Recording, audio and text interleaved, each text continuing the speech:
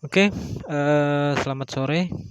Ini saya, baru ada kesempatan lagi untuk bisa balik, di channel YouTube saya, karena beberapa kesibukan, jadi baru bisa balik lagi sekarang. Mmm, Kali ini, lanjutannya dari yang kemarin. Yang kemarin itu video yang terakhir saya membahas kalau tidak salah tentang mana dia itu, mana dia judul? Tempat belum. Sorry sebentar ya, saya mundur. Bentar. Nah ini, kalau tidak salah kemarin tuh tentang ini from jihad to dimitude, dari jihad kepada eh, sistem dimi dalam konteks Islam, Islam lah ya, bukan agama lain, Islam. Oke, lanjutannya ini tentang kampanye jihad dari pembahasan secara historical, secara sejarahnya. Di sini sudah saya siapkan kebetulan file berbahasa Inggrisnya dan file terjemahan dari file bahasa Inggrisnya itu terjemahannya ke dalam bahasa Indonesia. Terjemahannya itu menggunakan translate Google. Jadi jangan menyalahkan atau menganggap itu terjemahan yang saya buat-buat. Tidak, terjemahnya berdasarkan dokumen bahasa Inggrisnya. Oke, untuk mempersingkat waktu, kita langsung saja membaca dokumennya. Nah, di sini dikatakan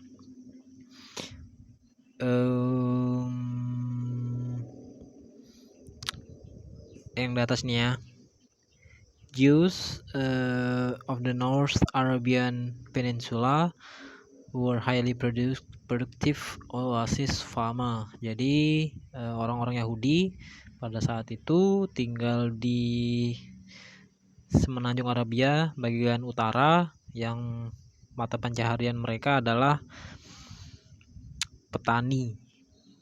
Di daerah oasis, petani yang sangat produktif. Jadi di sini dikatakan orang-orang Yahudi di semenanjung Arab Utara adalah petani oasis yang sangat produktif, kan gitu kan. Kemudian kita langsung aja ke bahasa Indonesianya aja biar lebih singkat, biar lebih cepat. Kemudian dia orang-orang Yahudi itu bergabung atau berkoloni lah, kita akan katakanlah begitu, membentuk satu sistem masyarakat, merubah pola hidup mereka yang tadinya nomaden menjadi pola hidup yang menetap. Setelah kedatangan Muhammad ini menciptakan orde baru, katakanlah orde baru, tapi bukan orde baru seperti yang terjadi di Indonesia.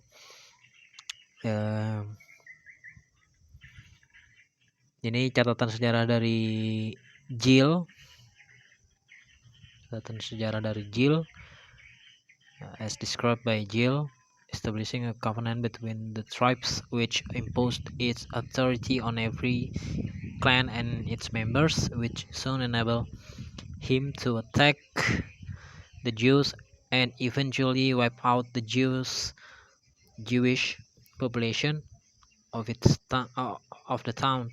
Some were banned from the towns, others were executed, and their property, plantations, fields, and houses was distributed by Muhammad among his followers, who were destitute refugees from Mecca. Jadi Muhammad menetapkan hukumnya yang bisa dikatakan otoriter, yang dia buat sendiri tanpa ada perundingan, diskusi kesepakatan gitu dengan orang yang menjadi objek yang dikenai aturan yang dia buat-buat itu. yang menyatakan bahwa memungkinkan bagi dia di sini maksudnya Muhammad, untuk menyerang setiap orang Yahudi dan akhirnya memusnahkan penduduk Yahudi di kota itu. Ya, yang di paragraf yang ini. Menetapkan perjanjian antara suku-suku yang melakukan otoritasnya pada setiap klan dan anggotanya yang segera memungkinkan dia. Nah, dia di sini maksudnya Muhammad, untuk menyerang orang-orang Yahudi dan akhirnya memusnahkan penduduk Yahudi di kota itu. Makanya ada di dalam salah satu hadis menyatakan bahwa orang Yahudi diusir dari daerah semenanjung Arab. Itu agak-agak sinkron dengan catatan sejarah ini. Beberapa dilarang dari kota-kota itu, yang lain dieksekusi. Yang dilarang dari kota-kota itu maksudnya orang-orang Yahudi itu. Beberapa yang lain dieksekusi, dibunuh artinya, dan perkebunan milik mereka, ladang dan rumah-rumah dibagikan oleh Muhammad di antara para pengikutnya yang merupakan pengungsi miskin dari Mekah. Dia juga menggunakan bekas milik orang-orang Yahudi untuk membangun dana perang. Maksudnya barang bekas nih, barang yang ditinggalkan atau yang tertinggal oleh dari milik orang-orang Yahudi itu. Kan mereka diusir dari pemukiman mereka, disuruh pergi dengan atau disuruh angkat kaki dengan hanya membawa baju di badan misalnya. Harta bendanya harus ditinggalkan. Ya akhirnya makanya dibilang bekas seperti itu. Mendirikan korps pasukan kavaleri yang diperlengkapi dengan baik yang belum pernah terlihat sebelumnya di semenanjung Arab. Artinya dari konteks itu artinya di semenanjung Arab belum pernah ada pasukan militer yang bisa dibilang pendanaannya baik, artinya seperti itu. Sampai bisa muncul seperti itu artinya dananya besar, lebih besar daripada masyarakat yang sudah yang ada di situ. Artinya bisa dibilang kaya lah, kan begitu. Itu secara tidak langsung menggambarkan bahwa kondisi perekonomian masyarakat di daerah semenanjung Arab pada saat itu ya sejajar dengan garis kemiskinan atau di bawah mungkin garis kemiskinan. Bisa menjadi kaya kalau merampok atau menjarah seperti yang dilakukan oleh Muhammad dan pengikutnya. Muhammad jelas-jelas percaya pada kemampuan pasukan ini diilhami oleh keyakinan agama. Garis bawahi ya, di sini bukan saya yang berbicara, tetapi data sejarah. Keyakinan agama yang mendorong Muhammad untuk berbuat onar. Seperti itu. Jadi kalau dibilang agama Islam itu dalam catatan sejarahnya atau apalah mereka bilang atau tersebar dengan cara yang baik-baik, tunggu dulu. Dari sejarah catatan awal-awalnya berdirinya Islam, bahkan dilakukan oleh si nabinya sendiri, caranya itu ya begini nih. Mau dibilang manusiawi atau tidak, agak untuk dibilang manusiawi pun sepertinya agak sulit kan. Lebih mirip cara yang dilakukan oleh para mafia. Kemudian we look the English document here. Okay.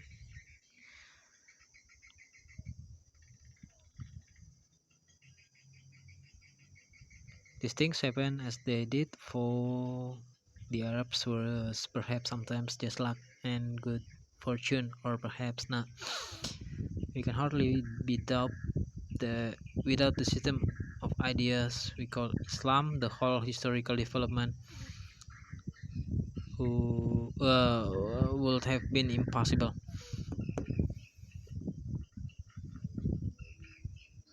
here.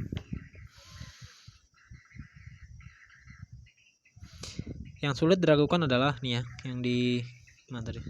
Saya kasih tanda biar kita baca sama-sama. Yang sulit sorry sebentar, saya ulang. Ini dia. Yang sulit dikatakan adalah di bawah kalimat terakhir tuh. Yang sulit dikatakan adalah yang sulit diragukan adalah bahwa tanpa sistem gagasan yang kita sebut Islam, seluruh perkembangan sejarah tidak mungkin terjadi. Artinya maksudnya itu seperti ini. Tanpa adanya Islam tidak mungkin terjadi kejadian yang tadi kita sebut di atas, pembantaian orang Yahudi, terlepas dari kelakuannya Nazi Hitler, tetapi Nazi Hitler itu terjadinya di Jerman. Kan waktu itu ada terjadi diaspora yang sampai ke Jerman sana. Tetapi ini berbicara konteksnya untuk lokasi atau wilayah yang terjadi di Semenanjung Arabia Utara, Semenanjung Arabia. Itu tanpa adanya Islam. Kalau di Islam waktu itu tidak nongol di sana, itu tidak akan terjadi hal-hal seperti itu yang tadi kita sebutkan. Maksudnya seperti itu. Kemudian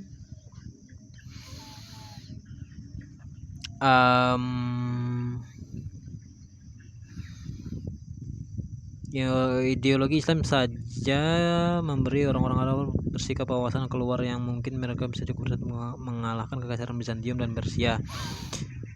Rampasan, banyak di antara mereka yang mungkin terutama peduli dengan barang rampasan untuk diri mereka sendiri, karena memang ada di aturan di dalam Al-Quran, saya lupa surah berapa ayat berapa itu, bahwa harta rampasan itu halal, bukan haram, halal. Harta rampasan atau harta jarahan itu halal. Itu ada ayatnya di Al-Quran, saya lupa surah berapa ayat berapa, tapi ada. Blah blah blah. Then we move to the next paragraph. They were out with the Jews from Muhammad. Okay, here hubungannya ini menurut sejarawan Richard Bell.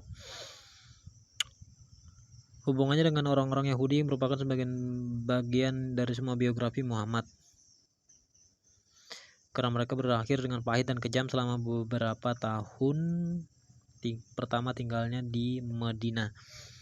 Tidak lama setelah pertempuran Badar, sebuah suku Yahudi Bani Kainuka Kainuka dirampas barang-barangnya dan diusir dari Madinah oleh siapa lagi kalau bukan Muhammad.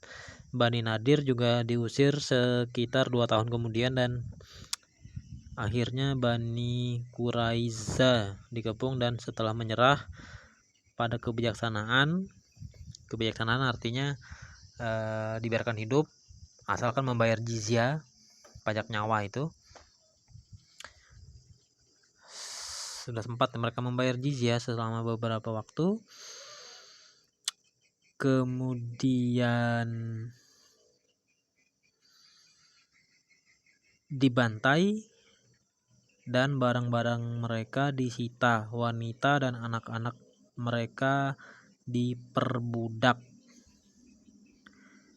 Umumnya kalau wanita itu entah itu umurnya berapa, budak bukan sembarang budak seks malah. Biasanya seperti itu. Vaginanya halal. Buat tawanan perempuan, budak perempuan, vaginanya halal. Selain di samping istri maksudnya. Selain di samping istri, vagina para budak perempuan itu halal untuk dipakai. Memang begitu ajarannya, mau gimana?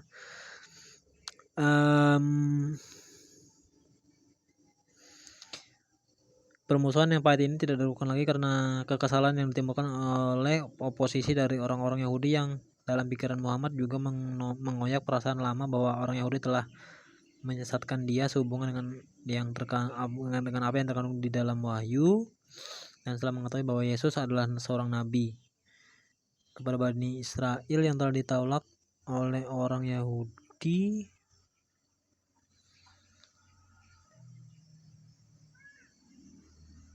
Dia mungkin dalam pikiran sendiri telah membenarkan tindakannya yang keras dengan mereka dengan pemikiran bahwa mereka adalah murtad yang telah sudah lebih dari sekali menolak pesan ilahi. Itu dalam pikirannya Muhammad. Pesan ilahi, nih yang di sini. Pesan ilahi, ini kan.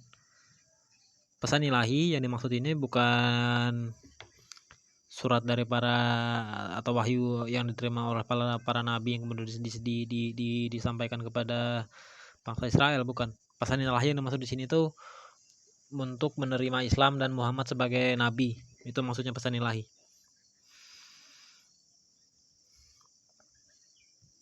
Dia orang Yahudi menolak, dia dianggap mereka menolak pesan ilahi. Pesan ilahi seperti itu gimana mau mereka terima? Kan gitu. He regards himself as a vicegerent of God upon earth. The true religion could only be Islam as he laid it down, and acceptance of its means acceptance of his divinely inspired authority. Kayak gitu. Tuh klaimnya Muhammad.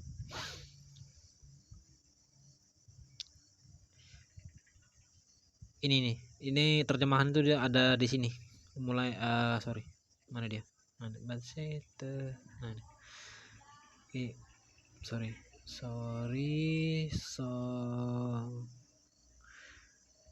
Mana tadi terjemahannya itu?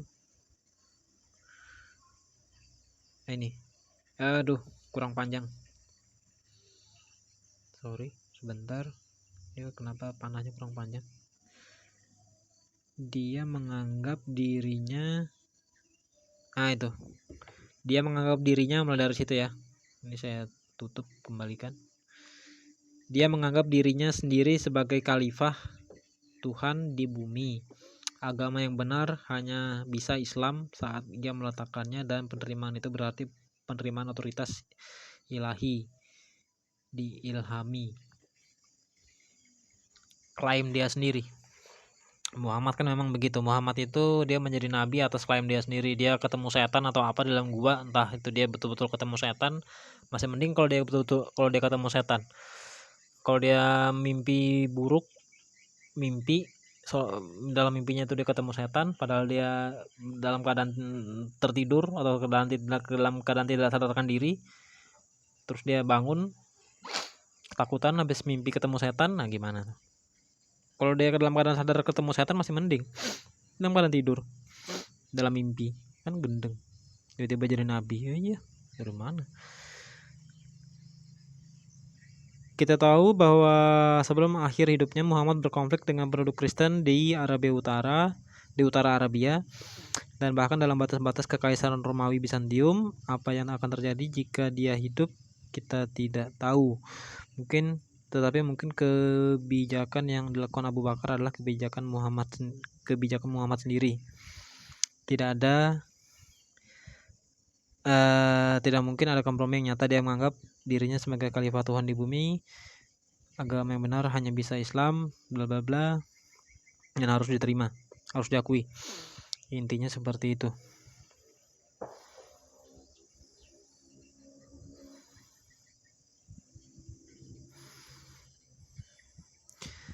And then we see here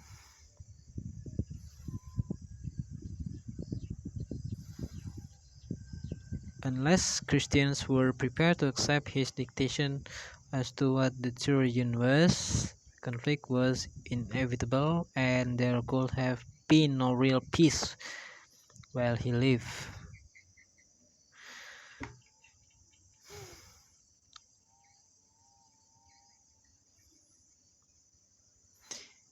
dia mungkin sangat menyukai agama Kristen. Dia di sini maksudnya Muhammad, tetapi jika orang Kristen tidak siap menerima diktenya tentang apa itu agama yang benar, maksudnya tidak menerima Islam, konflik tidak dapat dihindari dan tidak akan ada kedamaian sejati selama dia hidup. Dia di sini maksudnya Muhammad. Jadi kalau orang Kristen itu tidak mau menerima Islam itu sebagai agama yang benar, maka tidak ada kedamaian sejati selama Muhammad hidup, atau mungkin selama umat Islam itu hidup, mungkin, atau bagaimana ya, mungkin seperti itu ya, bisa jadi intinya itu. Hanya perampokan, razia, serangan terhadap peradaban Bizantium di Palestina yang terjadi selama masa hidup Muhammad. Namun 2 tahun setelah kematian Muhammad, Abu Bakar, khalifah pertama, meluncurkan jihad besar. 3 dekade berikutnya menyaksikan dunia Islam yang paling spektakuler ekspansi ketika tentara Muslim melakukan seluruh semenanjung Arab. Itu Muhammad sudah mati itu. Yang menjadi khalifahnya kan penggantinya Muhammad, Abu Bakar, bapaknya Aisyah yang masih bocil, usia 6 tahun ketika dinikahi Muhammad dan 9 tahun disetubuhi. Itu kayak apa caranya tuh?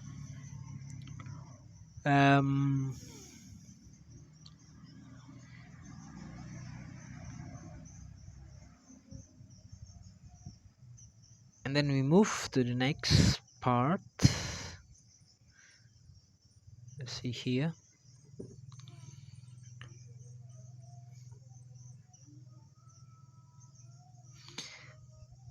Whether one subscribes to the theory of lightning jihad conquest or a more gradual process facilitated by continuous Arab Muslim migration and razzias under the banner of Islam.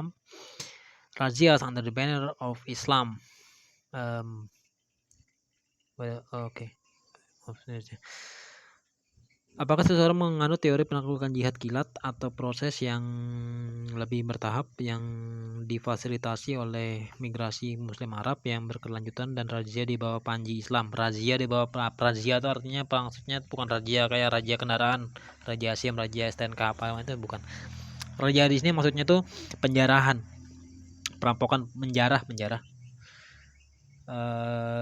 Kayak misalnya desa atau kampung diserang, diserang, serbu gitu, baru harta bendanya dijarah, bisa ya harta benda, kemudian bisa hewan ternak, kemudian bisa ya anak-anak dan para perempuan dijarah, diculik, bahasanya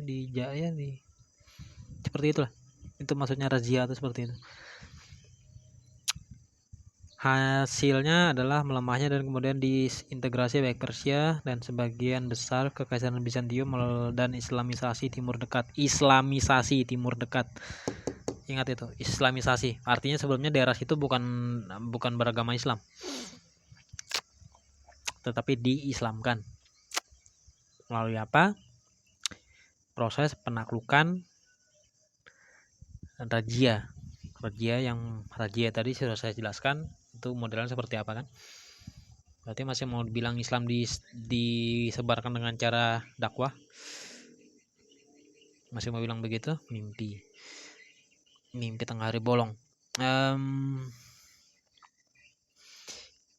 Ibn Hudail, seorang penulis Granadan abad ke-14, dari sebuah risalah paling penting tentang jihad, menguraikan dan mendukung metode-metode yang sebenarnya memfasilitasi penaklukan jihad atas wilayah Bizantium dan Persia. Jihad penaklukan, penyerangan gitu, conquest. Dan kemudian semenanjung Iberia, itu daerah Rusia, Iberia, dan bagian lain dari Eropa Kristen, wilayah Eropa yang beragama Kristen, maksudnya seperti itu, Eropa Kristen. Diperbolehkan membakar tanah musuh. Sebentar ya, saya balik dulu ke sebelah biar nanti dibilang saya ngarang lah gitu, salah. It is permissible to set fire to the lands of the enemy his stores of grain, his beasts of burden. If it is not possible for the Muslims to take possession of them, as well as to cut down his trees, to raise his cities, in a word, to do everything that might ruin and discourage him, provided that the Imam, which is the religious guide of the community of believers, deems the measure appropriate to hastening the Islamization of that enemy or to weakening him.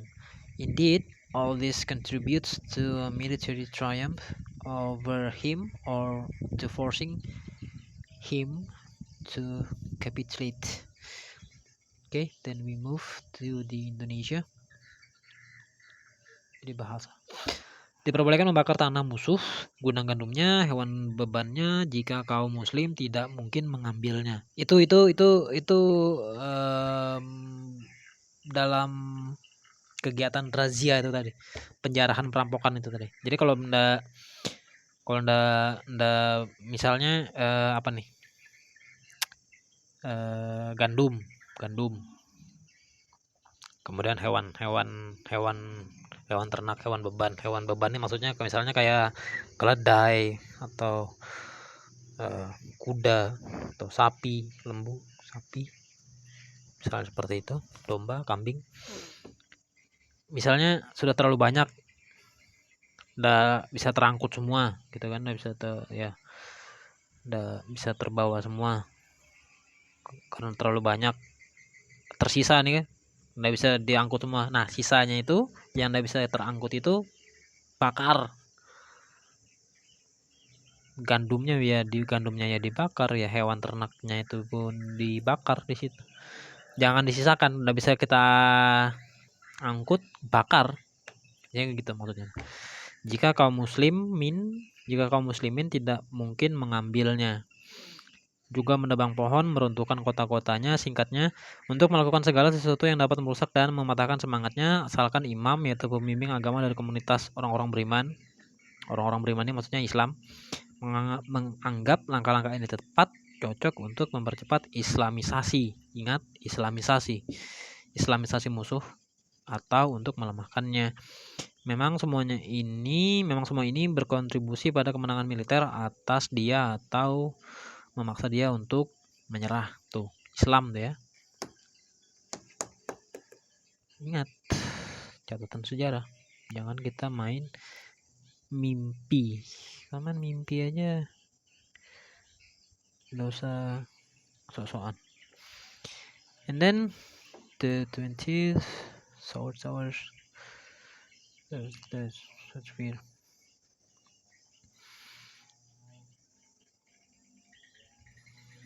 Ravaged by the Bedouins who set fire to crops, massacre and carried off the peasantry and their cattle and left nothing but ruins. Ini catatan dari aksi jihad juga. Battier makes a distinction between the plight of the inhabitants of rural versus city communities when subjected to this razia, ya kan? Razia and full-fledged jihad campaigns. Then we see here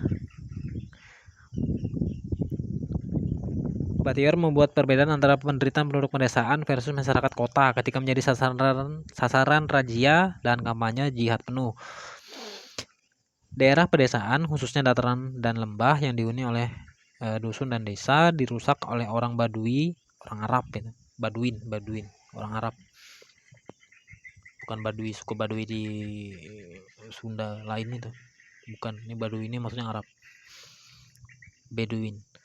Orang Badui, orang Arab yang membakar tanaman, membantai dan membawa pergi para petani dan ternak mereka, dan tidak meninggalkan apapun kecuali reruntuhan. Warga kota berada di posisi yang berbeda, dilindungi oleh tembok mereka. Mereka bisa membela diri atau merundingkan syarat penyerahan diri mereka dengan membayar upeti kepada kepala suku Baduy, kepala suku Arab. Maksudnya khalifahnya, pimpinan pasukan atau apa gitu. Perbedaan ini disebutkan dalam catatan Kristen kontemporer, ditegaskan oleh sejarawan Muslim kemudian. Ditegaskan artinya dibenarkan, mengkonfirmasi kebenarannya. Catatan dari Kristen itu tadi tentang peristiwa ini ditegaskan atau dikonfirmasi kebenarannya oleh sejarawan Muslim yang membenarkan juga memang kejadian itu memang benar. Faktanya, catatan kemajuan yang tepat dari penaklukan Arab merupakan prinsip dasar tahap awal hukum Islam dari penaklukan itu. Karena tidak hanya menetapkan sifat dan perpajakan tanah, tetapi juga undang-undang yang berlaku untuk penduduk asli mayoritas penduduknya. Desa-desa tersebut masuk dalam kategori tanpa perjanjian menurut sebentar ya. Dia hasil dari translate-nya itu kadang tulisannya tumpang tindih jadi tidak jelas.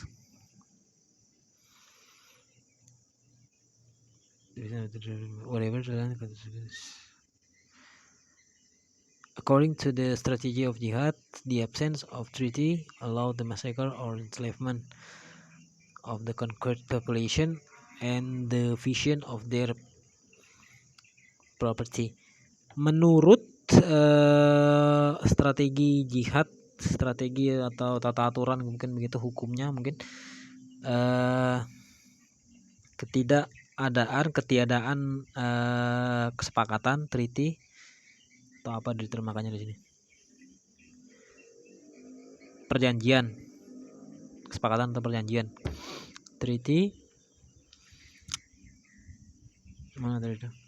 Memungkinkan atau memperbolehkan pembunuhan atau perbudakan dari orang-orang yang ditaklukkan dan pembagian harta mereka. Pembantaian atau memungkinkan pembantaian atau perbudakan penduduk yang ditaklukkan dan pembagian harta benda mereka. Tuh hukum jihadnya Islam itu. Adapun apapun tanah, negara atau orang yang ditaklukkan, pola ini selalu berulang dalam siklus islamisasi. Selalu terjadi dalam siklus islamisasi, pengislaman tuh. Jadi misalnya menyerang ke Singapura. Misalnya nih, kalau mereka waktu itu nyampe, tapi mungkin nyampe ke Indonesia aja nyampe. Menyerang Singapura, dalam jihadnya untuk pengislaman itu tidak ada treaty, tidak ada perjanjian, bantai atau diperbudak, gitu aja jadi. Itu begitu terus. Nanti dia setelah dari Singapura ke Thailand misalnya, baru pindah ke Vietnam, baru pindah ke Malaysia, baru pindah ke Indonesia, baru pindah ke mana lagi gitu, Laos. Begitu terus kelakuannya. Ini mendamaikan kebiasaan pemangsa Baduy vis-a-vis terhadap penduduk menetap dengan aturan jihad lain, tentu saja dengan praktik-praktik adat pada waktu itu. Tapi kelakuannya tetap begitu juga. Kemudian we move to the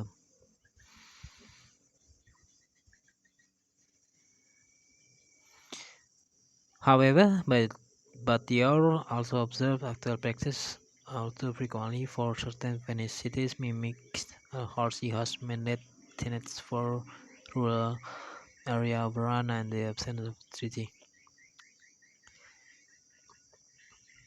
Ini lebih parah lagi nih.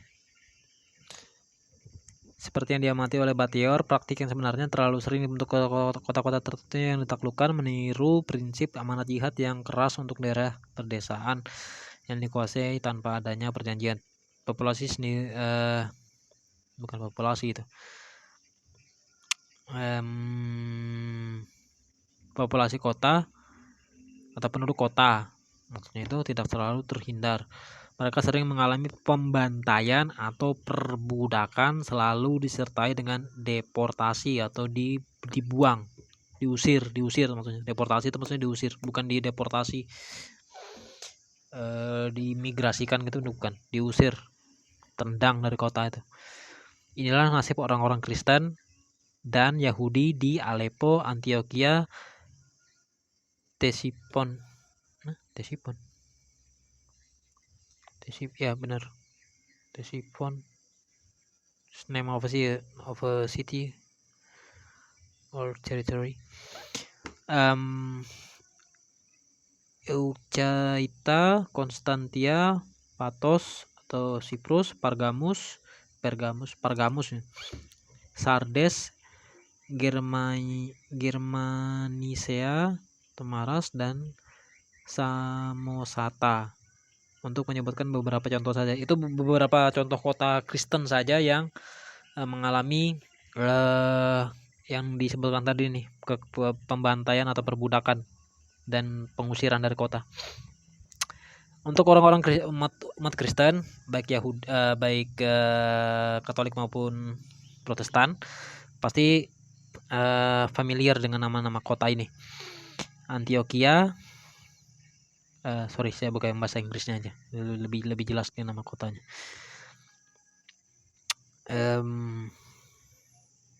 Antioquia,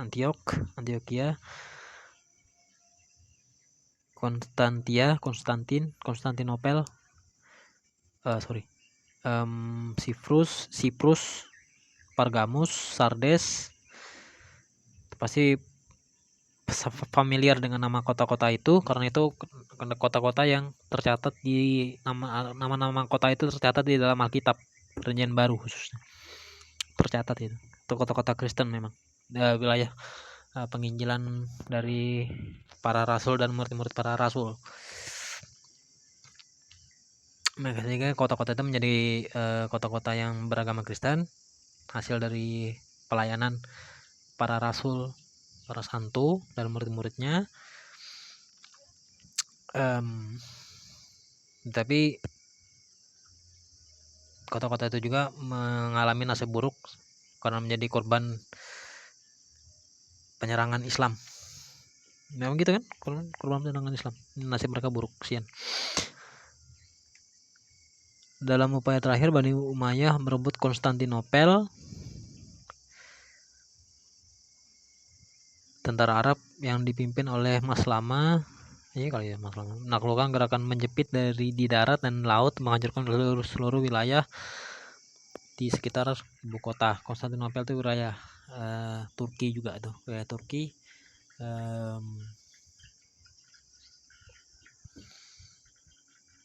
Istanbul, Turki, Konstantinopel,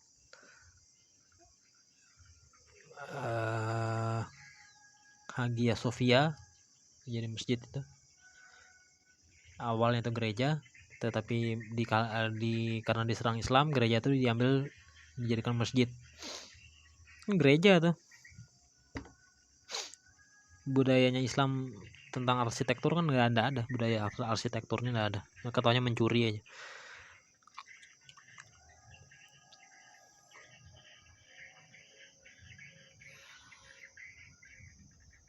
Dan di sini by 750 under the first four caliphs and ruler of Umayyad Damasin dynasty, Muslim invaders had defeated Persian armies, capturing Babylonia, Susiana, and Mesopotamia and Armenia, extend east to Sindh and India subcontinent. During their westward expansion, before they were repulsed at Narbonne and Poitiers, Muslim army conquered all the Christian province of Eastern Mediterranean from Syro-Palestine to Egypt. Ini kayaknya bagus nih. Pada tahun 750 Masehi, di bawah 4 khalifah pertama dan penguasa dinasti Damaskus, Umayyah, penjajah Muslim, terjemahan bukan terjemahan saya loh ya, terjemahan Google ini. Penjajah Muslim telah mengalahkan tentara Persia, merebut Babilonia, Susiana, Mesopotamia, dan Armenia. Kemudian daerah itu diislamkan. Spanyol sempat kena tuh. Dan meluas ke timur, ke Sindh dan anak benua India. India kan makanya ada Islam di India tuh. yang proses nanti ada di bagian berikutnya, nanti di bagian setelah ini, nanti kita di video saya yang berikutnya. Proses masuknya Islam ke India itu melalui beberapa kali kekalahan dulu sebelum akhirnya bisa masuk ke India. Sempat beberapa kali dikalahkan, gagal penyerangannya itu, tetapi pada penyerangan yang keberapa begitu Islam akhirnya bisa masuk ke India. Selama ekspansi ke barat sebelum mereka dipukul mundur di Narbonne dan Poitiers, tentara Muslim menaklukkan semua provinsi Kristen di Mediterania Timur dan Palestina ke Mesir. Jadi wilayah Kristen itu sebetulnya banyak.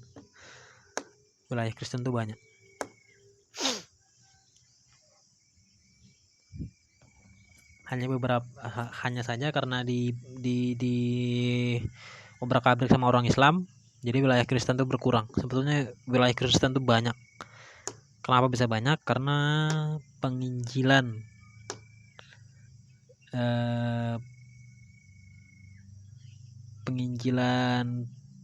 dari para pelayan waktu itu sangat luas jangkauannya. Kemudian ini kita belum bicara soal penjajahan. Pada saat itu belum bertahun-tahun segitu tuh, di bawah abad ke-7, di bawah abad ke-7, abad ke-8 belum ada apa istilahnya, ekspansi yang militer itu belum. Ekspansi penyebaran agama yang dengan kekuatan militer tuh belum ada. Seingat saya sih Islam ini pelopornya pertama kali bikin kelakuan ini. Dari Mediterania Timur, dari Syria Palestina ke Mesir, terus melalui Maghreb, Afrika Utara, dan melintasi Mediterania ke semenanjung Iberia. Jauh kan wilayahnya. Kemudian move to the next. Yang saya kasih tanda adanya di yang dokumen bahasa Inggrisnya ini aja, yang di bahasa Indonesia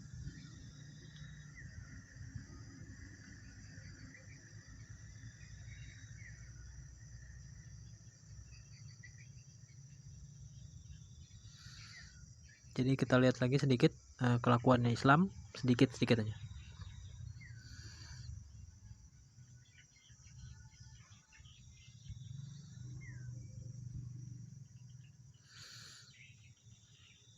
Ambisi Khalifah Abbasiyah di timur untuk menyerang di wilayah sepanjang perbatasan dengan Anatolia dengan Armenia dirancang untuk menjarah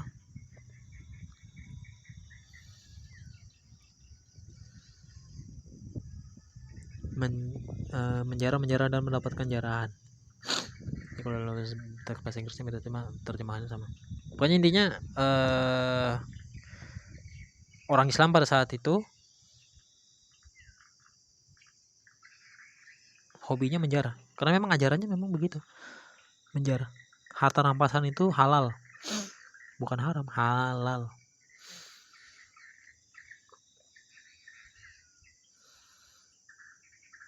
Jihad online itu nanti.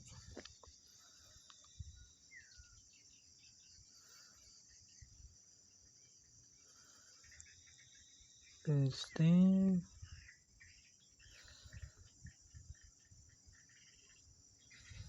Sorry.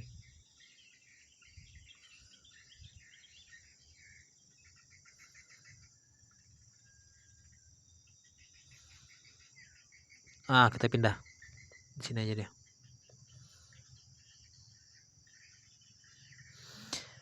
Saya langsung lompat ke yang bagian bawah nih aja biar cepet. Karena isinya yang di atas nih sama aja tuh, tentang Islam yang hobinya atau ajarannya memang menjarah. Jadi kita lompat ke yang di sini aja, langsung ke bagian itu biar singkat. Lebih dari 650 tahun kemudian di sebuah benua dan lautan jauhnya, si Horjrunch, apa namanya itu, melaporkan pada tahun 1906 bahwa tindakan pembajakan jihad serupa masih dilakukan terhadap non-muslim, baik penduduk asli dan pedagang barat, oleh muslim Aceh di Kepulauan Indonesia. Tuh, lihat, di Indonesia itu. Muslim, orang Islam. Orang Islam di Indonesia, Aceh, melakukan tindakan pembajakan jihad yang menyerang, menjarah lah istilahnya, itu apalah lagi namanya, menjarah, merampok, apa kan apa, intinya ya itulah, dari Islam yang selama berabad-abad dia, yaitu Aceh, dianggap telah diterima. Dia benar-benar hanya belajar sejumlah besar dogma yang berkaitan dengan kebencian terhadap orang kafir tanpa adanya penyerta yang meringankan, sehingga orang Aceh melakukan bisnis pembajakan dan perburuan manusia secara teratur dengan mengorbankan negara-negara dan pulau-pulau tetangga non-Muhammad, artinya non-Islam, dan menganggap bahwa mereka dibenarkan dalam setiap tindakan pengkhianatan atau kekerasan. Masa pengkhianatan sih? Bukan kayaknya itu. Let me see first.